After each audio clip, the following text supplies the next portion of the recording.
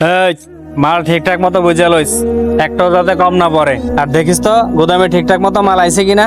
সালামু আলাইকুম। ওয়ালাইকুম সালাম। রাখ তোরা, আমি একটু পরে ফোন দিতেছি। কি হয়েছে তোমার, কিছু বলবা? করিম চাচার বাসার সামনে দিয়ে আসতেছিলাম, দেখলাম করিম চাচা খুব অসুস্থ, তারে হসপিটালে নিয়ে যাওয়ার দরকার। এখন আপনার সাহায্য দরকার। ভাই আমি আমার কাজে ব্যস্ত আছি, তুমি এখন যাও যাও যাও। হায় রে, করিম চাচার এই বিপদের সময় তার উপকার করার কেউ নাই, দেখি অন্য কারে পাই কিনা। ব্যবসা তো এবার ভালোই হইল, ব্যবসা আরো বাড়াইতে হবে। একটা গ্রুপ কোম্পানি খুলালাম।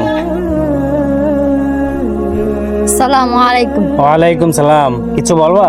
করিম চাচার বাসার পাশে দিয়ে আসতেছিলাম, দেখলাম উনি খুব অসুস্থ। রুবেল ভাইয়ের কাছে গেলাম, উনি নাকি খুব ব্যস্ত, ওনাকে খুব দ্রুত হসপিটালে নিয়ে যেতে হবে, আপনার সাহায্য দরকার। আমি এখন ব্যস্ত আছি, তুমি যাও, আমার সময় নাই। আজ এরা টাইম দেওয়ার সময় আছে? আহারে, করিম চাচার এই দুঃখের সময় কি একটা মানুষও পাবো না, কি যে করি।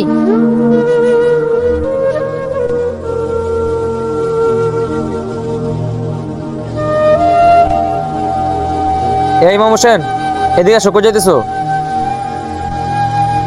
সালামু আলাইকুম। ওয়ালাইকুম আসসালাম। কই যেতেছো ওদিকে? করিম চাচার বাসার সামনে দিয়ে আসতেছিলাম, দেখলাম করিম চাচা খুব অসুস্থ। আব্দুল সালাম বাড়ির কাছে গেছিলাম, রুবেল বাড়ির কাছে গেছিলাম, ওরা সবাই নাকি ব্যস্ত, তাকে খুব দ্রুত হসপিটালে নিয়ে যাওয়া দরকার, কাউকে পাচ্ছি না। আরে হসপিটালে নিয়ে যাওয়ার জন্য এখন আর কাউরে পাইবা না। আরে এখন সবাই অনেক স্বার্থপর, সবাই নিজেকে নিয়ে ভাবে। এখন আর আগের যুগ নাই। এক সময় আমরা সবার উপকার করছি, একে অপরের বিপদে দৌড়ে গেছি। এখনকার লোক নিজের স্বার্থ ছাড়া কিছুই বোঝে না, কেউ কারোর দিকে তাকায় না। যাই হোক, এখন করিম চাচার কি অবস্থা? উনি তার বাসায় আছেন। চলো তাহলে।